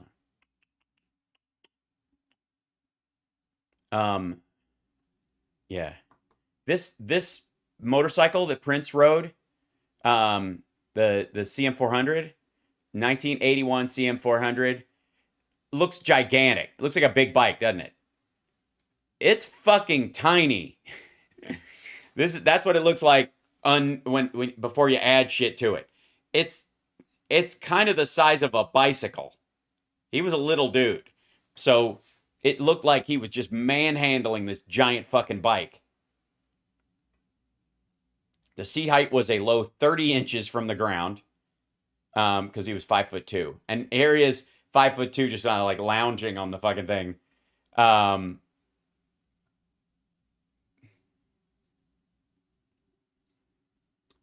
Motorcycles got too scary for you. Tapped out on riding them. I brought mine from LA. I had it in LA. I brought it to here because it's safer to ride it out here because there's plenty of like open road around here where once you get out of, I can go like less than 2 miles north of me and they're just empty fucking roads for miles. Yeah, it was an automatic. That's right. It did not. He did not have to shift it too. That's right. Bobby Fubar knows. Fubar knows. Sorry, Bobby Fubar. There it is. Bobby Fubar knows. Yeah. Yes, he did. He didn't have to clutch it. Any of that shit. And by the way, I love that fucking bike. It's funny because I was like, the first time I started riding, you start thinking like, maybe I'll just like, collect a couple of bikes and I'll ride different bikes at different times instead of having just the one bike or whatever, because not all bikes work in all situations. And city bikes have mine's a chopper, so it's, the rate can be a bit much on tight corners and it's heavy. So maybe a lighter bike for bopping around town. And I like collecting cultural things that are, from my childhood that are useful. I have a Prince guitar that I actually play. I write on it and I love it. Same thing with like Steve Vai's guitar or the Gem. I've always wanted to get one of those. I don't have one, but I'm going to eventually get one. The one with the little handle in it. And there's a Gem 7-string. If I was ever going to get a 7-string, I'd get a Steve Vai one that looks exactly as much like one from, the Eat 'em and Smile era as possible, just because it's inspiring and fun. Yes, I have a cloud guitar. So at one point I was like, I think it'd be great to have the Prince bike. That'd be amazing. If I was going to buy one with the shell on the front, maybe that. And then I saw one in person and I was like, this comes up to my knees.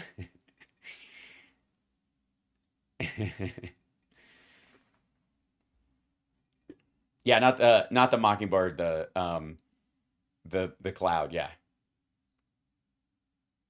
I at one point owned a Telecaster, because Prince plays a Telecaster a lot, and I just hated it. Just didn't do it for me. It didn't sound right. I mean, he had so many fucking pedals, it really didn't matter after a while. He was creating his sound in the floor, not in the guitar itself. It was just how the neck played. Dude was just talented. I have it at Vi Ibanez from '89. Holy shit, that's amazing. Venom Evader? That sounds awesome, Sarpus. Hold on. Hold on. That I gotta look up. Venom Evader.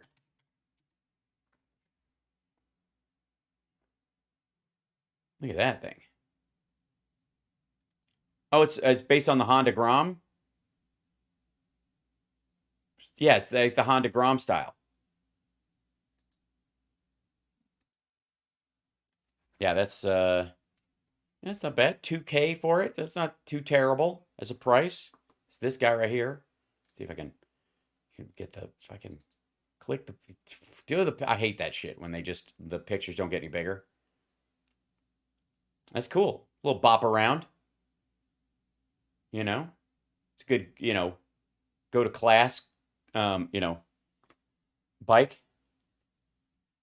I like I like those kind of bikes, for if people are gonna, some people are like in college or whatever, you're gonna bicycle to to campus from wherever you're living and that kind of stuff. But if you're ever in trouble, somebody's following you and you got to get the fuck away from them. I can't stop imagining the scene in Karate Kid where the guys in skull outfits are chasing him on his bike. It's just not going to end well. So having a little bit something you can kick in there is always better. Destroying Ben Shapiro's Facebook, 8 million followers, my ass. Yeah, I don't buy it either. I mean, the whole thing, yeah. How do you think those metal acoustic? Hold on. Whoops. Somebody said this. Metal acoustic guitars from Nashville that are loud without any amplification. I've never played one, so it's always hard to tell. I've seen way too many accidents involving bikes. Yeah, but you've also seen a lot more bikes. Yeah. You've also seen a lot more car accidents. Opinion of Telegram. Summer and I were talking about this. Telegram, the hilarious thing about Telegram is the best use of Telegram I've seen is completely undermining the existence of Truth Social, because everything Trump posts on Truth Social, he also posts on his Telegram channel. So I don't know why the fuck anybody would bother, other than me being a dick on there, fucking around with Truth Social. It's silly. If you want to read what he's saying, he puts it there too. It's the same shit, right? So that's hilarious. That he doesn't know that or hasn't realized that is very weird. But Summer and I were talking about how I find any digital chat form where you can erase everything you've said or permanently sketchy as fuck. Like, if I don't want there to be a record of me saying something, I'm not going to fucking type it anywhere. Right? Say it, forget it, write it, regret it. That whole idea, which is why Trump never did email. Yeah, I use Telegram for Ukraine news. I have a what's effectively a burner account on there that I use specifically for, here, I'll show you. Like looking at pro and con. Here, look at the fucking accounts that I have on here. I mean, they're just awful. Linwood. Some of them are good, like Kiev Independent and stuff, because you can just get that stuff faster than they post. They post it first to their Telegram, and then somebody else posts it to their Twitter, so there's a delay. So if you see that, you'll get it sooner. Some of these are pro, some of these are anti-Russia. Laura Loomer, Marjorie Taylor Greene, Mike Pillow. These guys speak freely on this platform. So if you want to see their like their true feelings about shit, you're going to find on there. Look, there's Scott Ritter. Here's Trump. There you go. This is the same shit he posts on Truth Social. Same shit. Word for fucking word. Yeah, I have these Q accounts that are hilarious and pathetic. But I follow those on there because I don't want to follow them someplace else where they track who you are, or you have to be, I'm not following someone on Telegram. You don't really, you subscribe to their public Telegram. So it's not, you're not really even considered a follower. You're more like a watcher, which I'm fine with. Like, I'll pay attention to what you're doing. It doesn't mean I want to, or I think that it's good. Does that make sense? Oh, thanks, Aha, for saying that. Yeah, loved all the sparklers. What's happening? Hashtag sparklers. Everybody jump over to Midas last night when we did the raid. That was a good time. And by the way, hello to Steph Heads who jumped over this morning, who come over after Steph's show Monday, Wednesday, Friday. Appreciate it. Don't forget to give a thumbs up while you're here. Just do it. It's right there. Just something. Whatever your site is, there's a version of it somewhere. It's emojis and bits and stuff like that on Twitch. It's the angry, shouty, animated emoji on Facebook. Twitter, I guess you can just love it.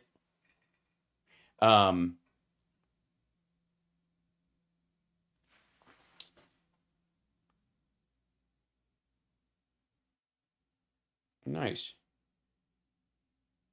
So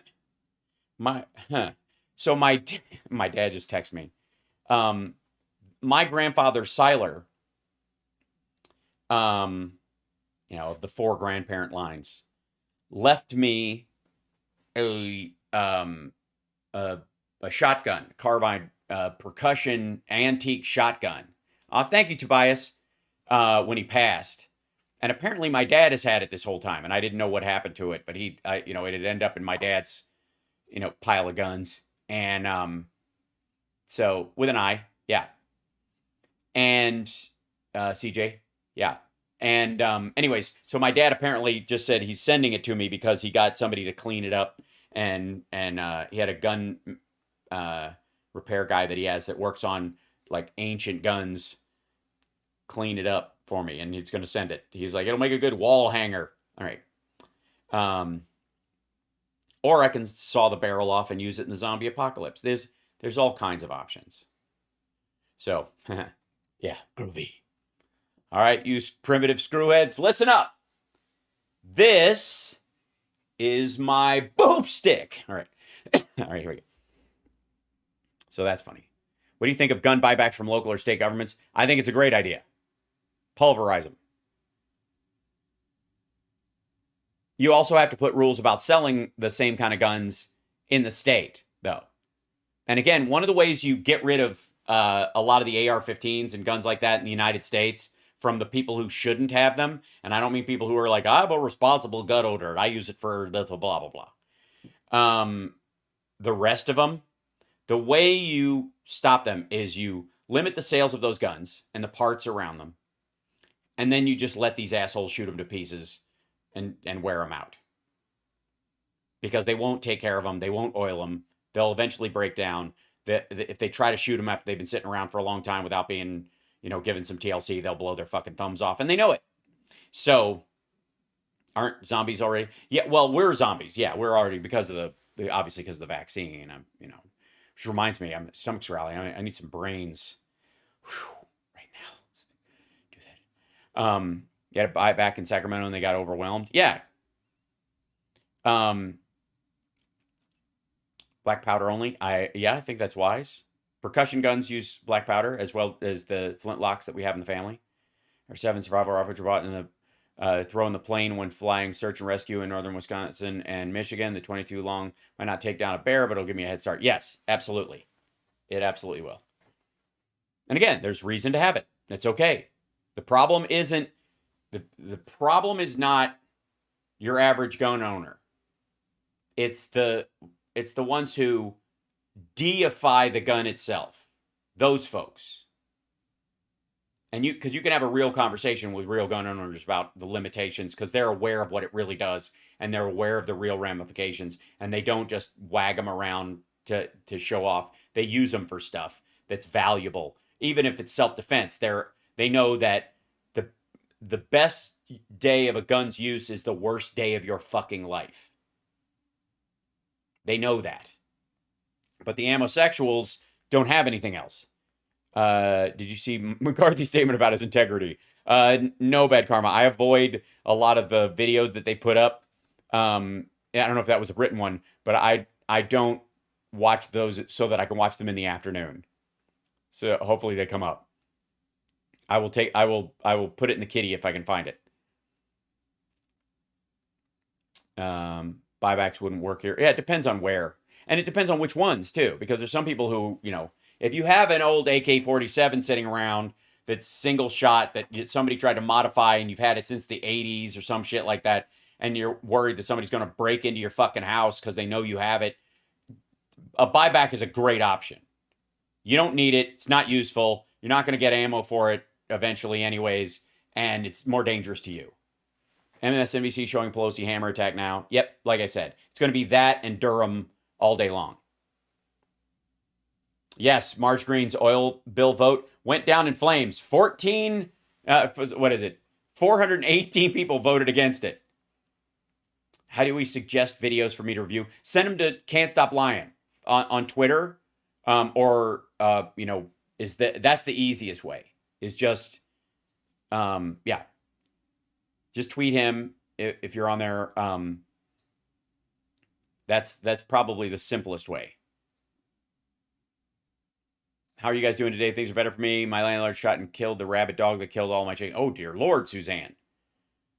That sounds very traumatic. I hope you're all right. I'm sorry for your chickens and the dog.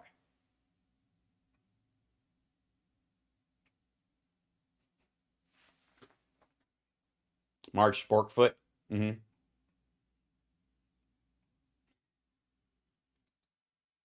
Let's see, and we'll jump back in here. We got a few minutes left. Yeah, we got about 15 minutes left.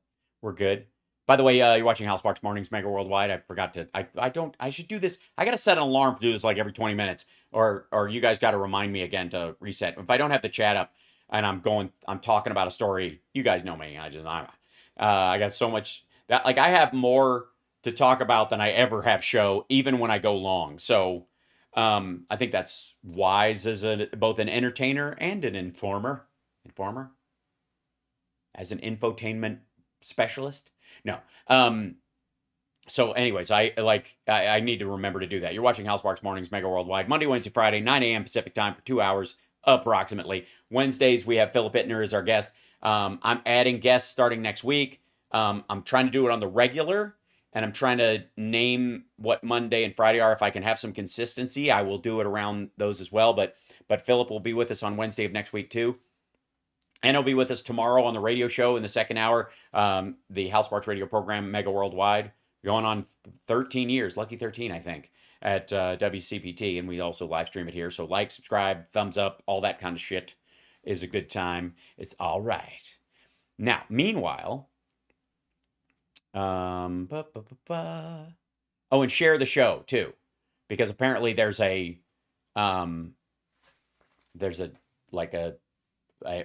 I don't know what a word for it. There's a blight. There's a blight on liberal media on YouTube right now, allegedly. Either that or,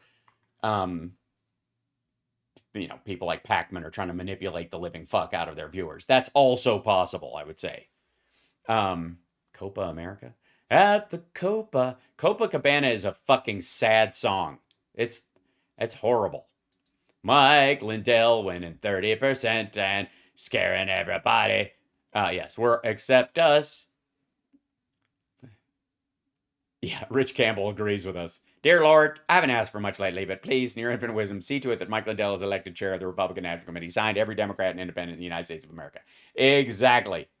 What you got? How many do I have? Do you guys do realize it's a secret ballot, right? I don't even think I'm supposed to tell you. Has nobody told you that they're voting for you? No, we don't. I don't. You know what? You'd like to know that, wouldn't you? Yes. Yeah, they would.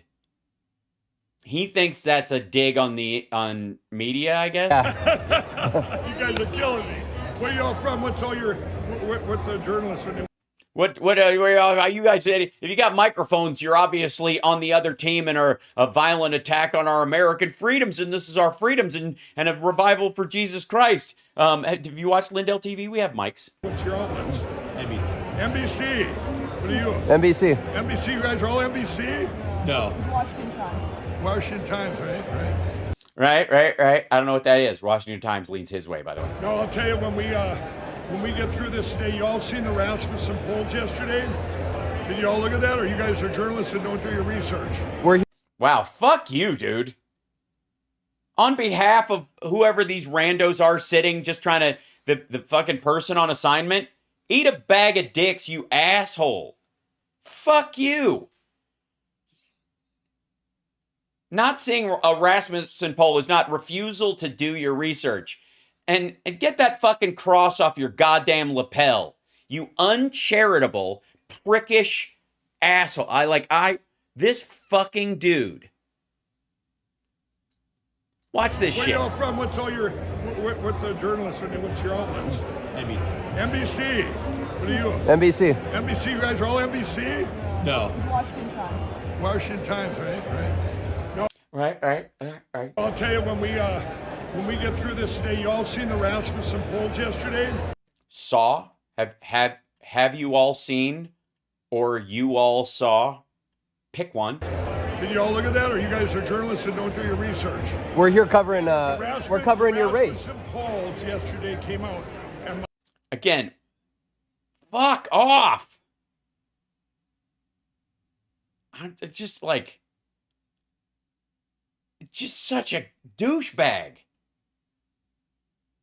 I got almost. Oh, the Republican RNC. It's on C-SPAN right now, Anastasia. Okay, let's bring it over, and we'll see how well he's doing. If it even comes up. Hold on. If they.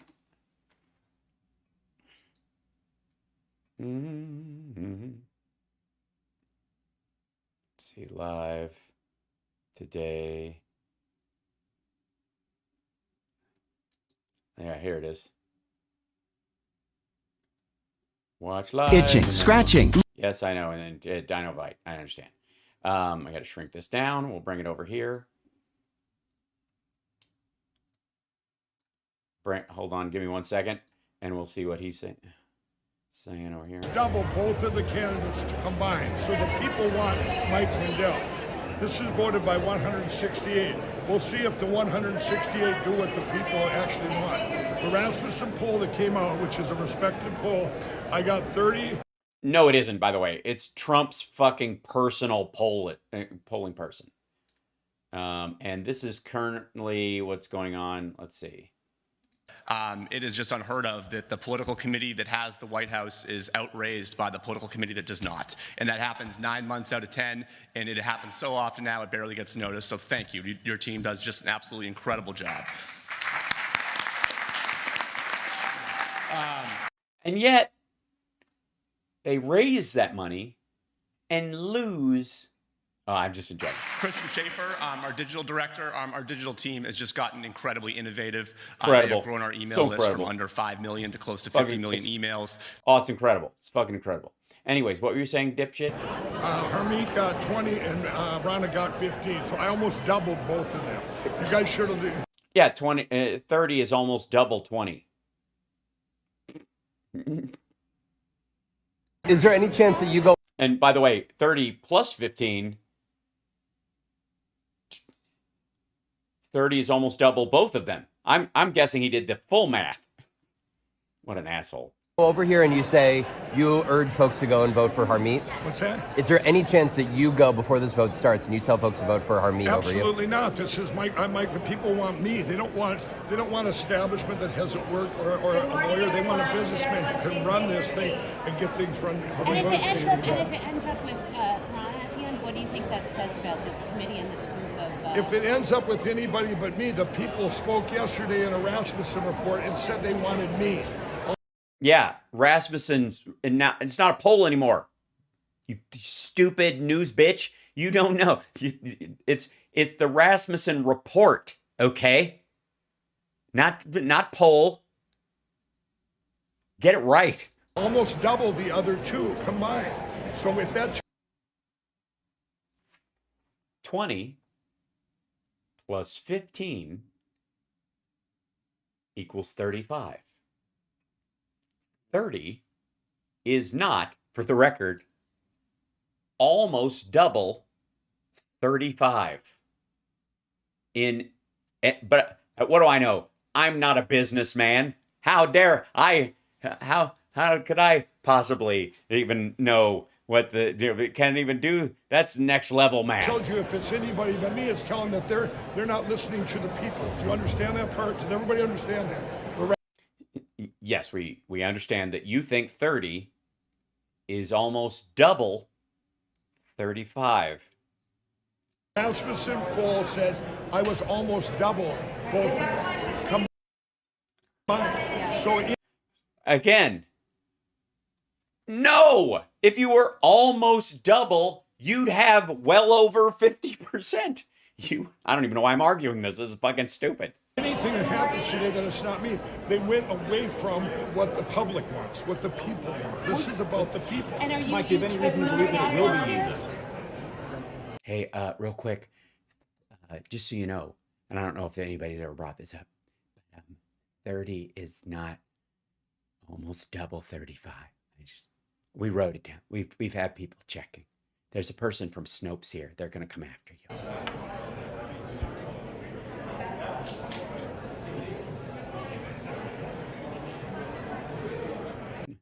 Real quick, where do you want to lose from? Right over there. Sorry, Mike, do you have any reason to believe it will be you, though? Okay, hold on, one question at a time here. Do you have any Yeah, easy. Everybody wants a piece of me. reason to believe that it will be you, though? Do I have any reason to believe this? Ugh. Oh, it's so good. Yeah, this is what they were talking about, by the way.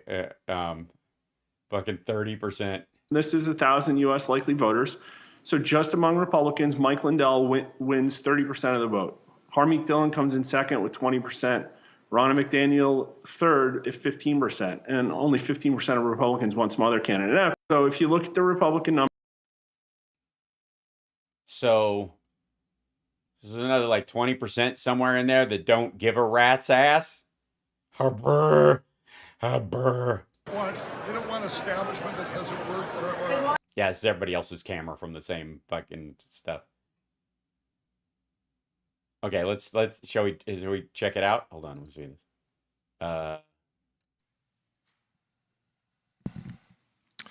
Madam Chairwoman, pursuant to rule number 10A2 of the Rules of the Republican Party, the Standing Committee on Resolutions met yesterday to consider all resolutions timely submitted to the committee. All RNC members were emailed copies of the resolutions prior to today's meeting. Madam Chair, 9 resolutions were submitted to the committee. One resolution to oppose all forms of anti-Semitism, anti-Semitic statements, and any anti-Semitic elements that seek to infiltrate the Republican Party, submitted by Sean Steele, National Committeeman for California, received the support of at least 2 RNC members from at least 10 states prior to last week's deadline. That's it? Notice the total lack of unanimous. Why the fuck? At least 2 of us did it. Out of how many? 10 per. From how many states? Out of 50? 10. At least. Pursuant to Rule 10A2, this resolution has been reported out of committee without amendment for adoption today. The committee recommends an additional 8 resolutions for adoption today. They are: resolution to hold President Biden accountable for the border crisis. Oh. Wow. Good work, guys. Accountable. You're going to hold him accountable. What does that mean? So you're going to, what, pass comprehensive immigration reform? Resolution to officially oppose ranked choice voting across the, God damn it, why can't we have Sarah Palin fight? The country. Resolution honoring and celebrating the life and legacy of Congressman Don Young. A resolution in support. By the way, that was unanimous. The anti-Semitism thing, they got the bare minimum, I guess. We'll vote on all the resolutions as a whole. Richard. Wow. Whose whole are we talking about? I am resolved to, does anyone second the whole? Madam Chair, this concludes my report, and I now move that the 9 resolutions before the committee be adopted as a whole. The motion has been made to adopt the 9 resolutions as a whole. Is there a second? Second. I'll be the second whole. Quit it. A motion has been moved and seconded. Is there any discussion? Hearing no further discussion, we will move to vote on adoption of all 9 resolutions as a whole. All those in favor signify by saying aye. Aye. All those opposed signify by saying no. The ayes have it, and all 9 resolutions are adopted. Thank you, Richard. I would now like to recognize... We did it. We did it. We managed to pass. Nobody heard the guy who said no. I had my hand on his mouth. Glenn McCall, Budget Committee Chairman and National Committee Man from South Carolina for the National Committee Man. Purpose of giving the Budget Committee report. Glenn. Thank you, Madam. So it's my 3rd favorite right-wing superhero. Madam Chair, I want to begin by thanking the members of the Budget Committee for all their hard work and dedicated efforts throughout the entire budget review process. And if we could just give them a round of applause. Anything to get their hands off their pockets temporarily so I can...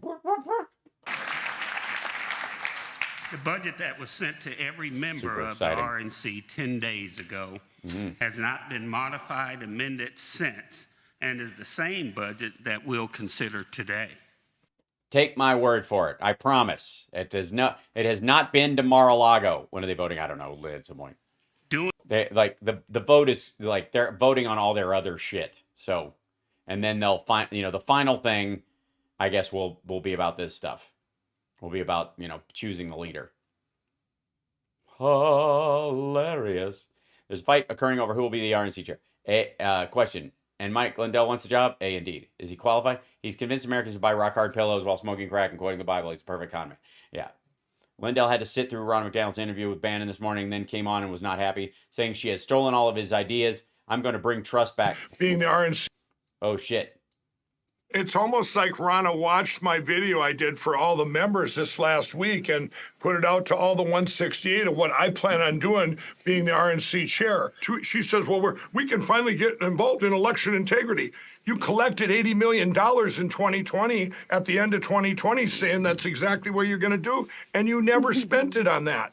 So all the things within the RNC, you can streamline costs. I do that all day long as a CEO. I'll fix all that right away. By the way, yeah, they did spend the money. It just didn't fucking go anywhere. Wait, hold on.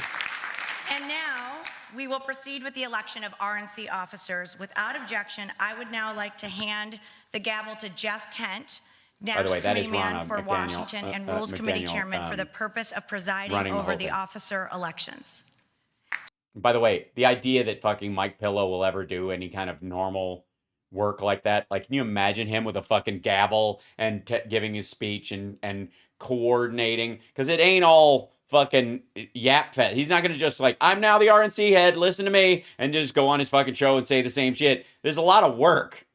It's not that fun. That's why very few RNC heads actually go into politics, why they actually don't hold office. Because it's a different gig. CEO of Flagshirts tells Steve Bannon he's endorsing. Oh, good. For election integrity. So he came on and he answered all kind of questions about what he wants to do for the Republican Party. Now he's going.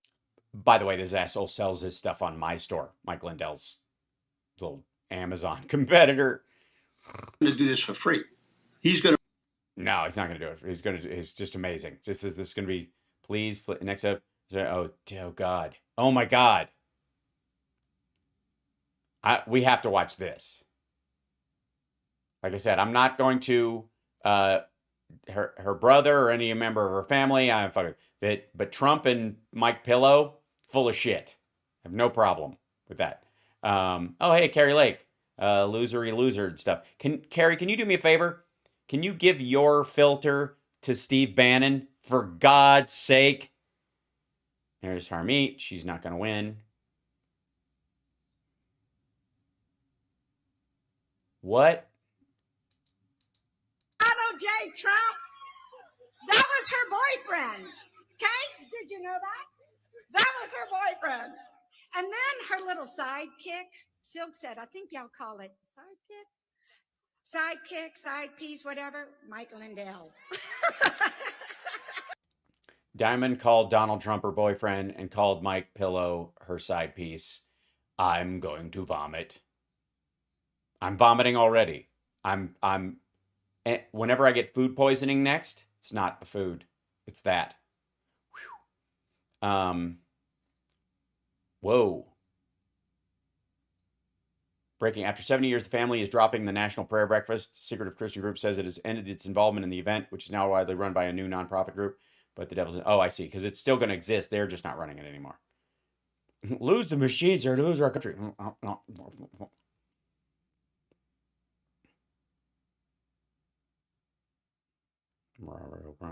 Jesus. Republicans decided to challenge blah, blah, blah, looking to serve a fourth term. Mike Lindell, challenger. Steve Bannon, Mike Lindell, what's your... Steve Bannon, Mike Lindell, what's your central beef? Rana, it's almost like Rana watched my video I did for... Okay, that's the same shit. Same clip. This is Trump's nephew. This guy shows up at a bunch of shit, creeping everyone out. Yeah, that dude is super weird. Okay, yeah.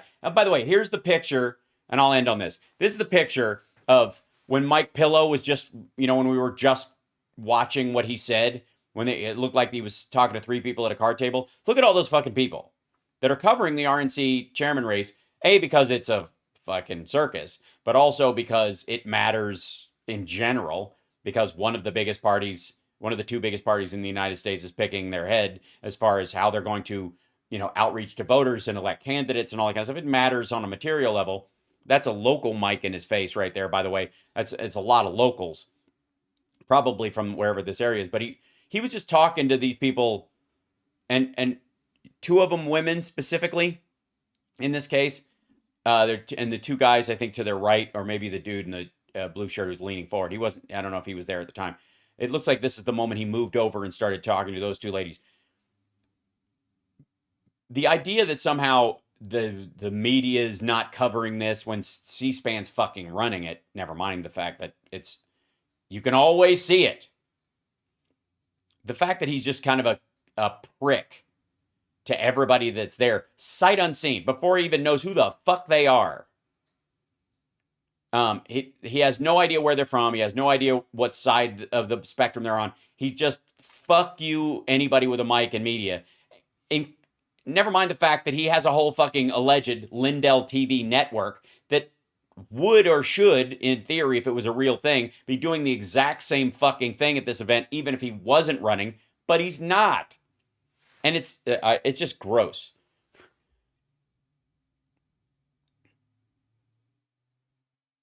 These are people jumping and running. So your schedule's too busy to debate Lindell and Harmeet Dillon. That's true. And then this is the chat underneath that's screaming about it, which is really fun. Fuck you. Liar bullshit. This is going very well. And I don't eat popcorn for breakfast. That's for goddamn sure. So, super fun. All right, I'm going to let you guys go. Thanks so much for joining me this morning. Thanks, everybody, for tuning in. Hold on one second. Let me see if I can do this. Oh, I'm not getting any YouTube numbers as far as people in the chat, but there's a bunch of you. So hi to everybody. Thank you guys. Take care of yourselves. I will see you this afternoon at 3 o'clock Pacific time for HAL Sparks Mega Worldwide. Tomorrow morning, HAL Sparks radio program Mega Worldwide at 9 a.m. Pacific. Just same as usual out of Chicago, blah, blah, blah. Philip Bittner will be joining us. And then Monday and Friday of next week, I'm trying to add guests. So wish me luck this weekend. I think I can make it happen. So 1,400. Wow. Big group of people. That's lovely. Just in YouTube alone. Excellent.